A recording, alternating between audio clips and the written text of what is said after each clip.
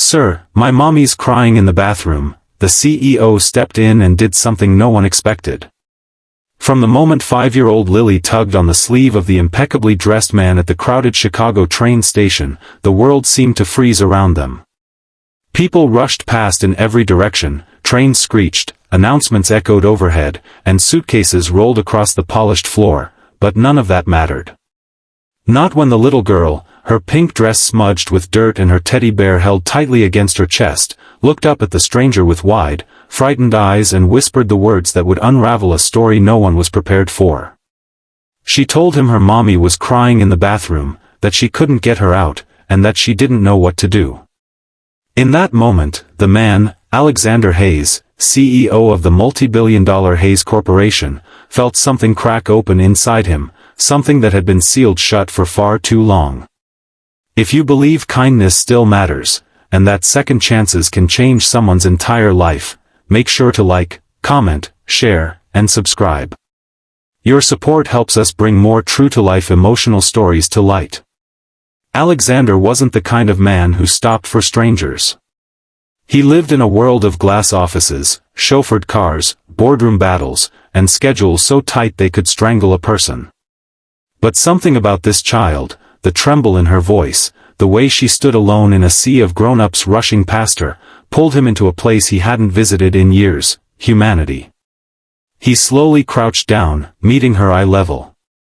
She seemed even smaller up close, her blonde curls damp from the misty winter air outside, her shoes worn thin. There was an innocence about her that made him swallow back memories of a little sister he'd lost decades ago, a sister he had failed to protect when he was barely old enough to understand what failure meant. He followed Lily as she guided him through the station. Her tiny hand gripped his finger, trusting him instantly, even though she had no idea who he was. They reached the restroom hallway, dim and cold, and Lily pointed toward the door with trembling fingers. Alexander could hear muffled sobs from inside, broken sobs that carried a heaviness he recognized all too well, the weight of someone who had reached the end of their strength. When he gently knocked and called out, there was no answer at first. Then a soft, cracked voice whispered that she needed a minute. But Alexander, for the first time in a long time, didn't care about protocol or politeness. He told her he wasn't leaving until he knew she and her daughter were safe. When the door finally creaked open, a woman in her early 30s stumbled out, wiping her eyes with the sleeve of her cardigan. Her clothes were worn, her face pale, and her hands shook as if they'd been trembling for hours. Her name was Emily Carter, and Alexander could see instantly that life had not been kind to her recently. He recognized the look of someone holding herself together by a thread. He had seen it in the mirror once, after losing his sister in a car accident years earlier. Emily kept apologizing, saying she didn't want any trouble, saying she didn't mean to scare anyone, saying she just needed a quiet moment. But when her knees buckled slightly, Alexander instinctively reached out, steadying her before she could fall. They moved to a nearby seating area where the station was quieter. Lily stayed glued to her mother, clutching her teddy bear tightly. Emily finally admitted she had been traveling for days with barely any money left, trying to escape a situation she didn't want her daughter growing up in. She had recently fled an abusive relationship in Tennessee, leaving behind most of her belongings, her job, and the life she once believed she was building. She had hoped to take a bus to Phoenix, where her cousin lived, but her last paycheck was delayed and she didn't have enough to continue the trip. She had been too ashamed to call anyone, too terrified to go back, and too exhausted to keep pretending everything was fine. Alexander listened without interrupting, something he rarely did in his fast-paced corporate world.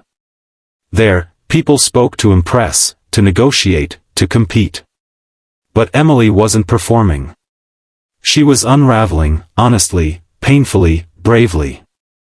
Her voice shook with every detail she revealed, yet she only ever looked at Lily, never at Alexander, as if ashamed to be so vulnerable in front of a stranger. The little girl leaned against her mother's side, her tiny face filled with worry, her innocence too pure for the harshness of their situation. For the first time in years, Alexander felt helpless, but determined. He realized that no one else around them even noticed what was happening.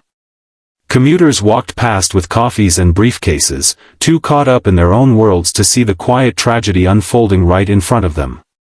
And Alexander, a man groomed for success and trained to fix problems with efficiency, understood this was not a business deal.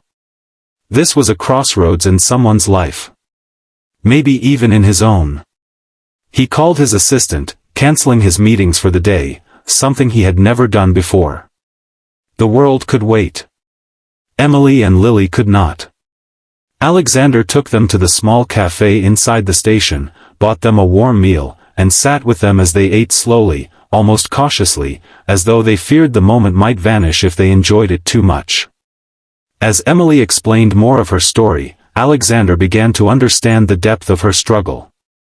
She had once been a nursing assistant, passionate about caring for others, but her partner's violence and control had slowly stripped her of confidence, independence, and hope. She had endured years of emotional torment, financial manipulation, and fear, staying only because she wanted Lily to have a father figure. But when her partner turned his threats toward their daughter, Emily found the courage to flee.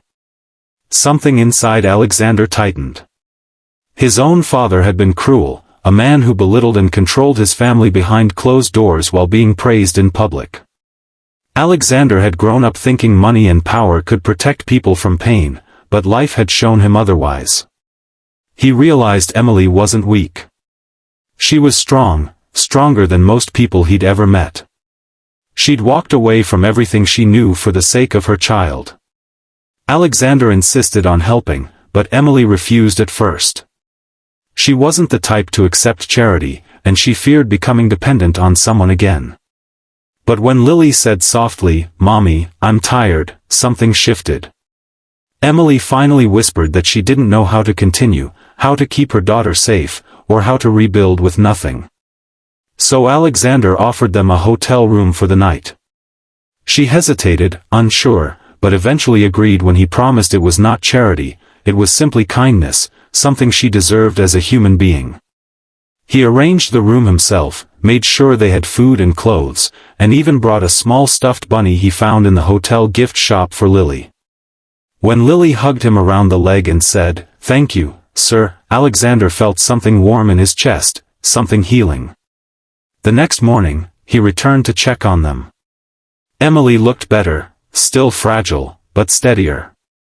She confessed she had slept through the night for the first time in months. Lily was eating breakfast at the little hotel table, humming softly as she played with her teddy bear and the new bunny. It was a small moment, but one that felt monumental. Alexander found himself wanting to protect them, to give them a chance they'd been denied for so long. He asked Emily what she needed, really needed. She said she wanted to work again, to stand on her own feet, to give Lily stability. So Alexander made a decision that surprised even himself. He offered Emily a temporary job at his company, something simple to help her get back on her feet. She stared at him in disbelief, tears forming again, not of despair this time, but of relief. He arranged childcare for Lily through a partner organization his company supported. In just a few days, Emily started her new job. At first she was shy, nervous, unsure if she belonged in the sleek corporate environment. But Alexander saw her potential immediately. She was smart, organized, compassionate, and incredibly hardworking. Over the weeks that followed, she began to regain confidence. She smiled more.